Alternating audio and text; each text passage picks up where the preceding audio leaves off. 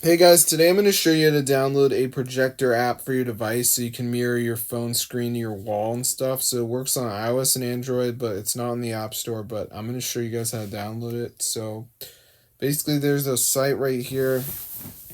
It's called Zoomods and they have all these apps. So go to this site and go to the search bar and type in projector. And as you can see, it says projector mod right there. So this is the one we want to download. So just go ahead and press on it and it's going to download it onto your device. This does not require a computer or anything like that. So let's just wait for it to load here, as you can see. All right, so I'm just going to give it a second to go ahead and download. All right. So yeah, it's a really good download speed. It's not a slow website or anything, so you shouldn't be waiting that long. So anyway, guys, before it downloads, we have to do 2 apps and complete the instructions. They're from the App Store, so as you can see, let me just wait for this to load. I think I broke it, bro.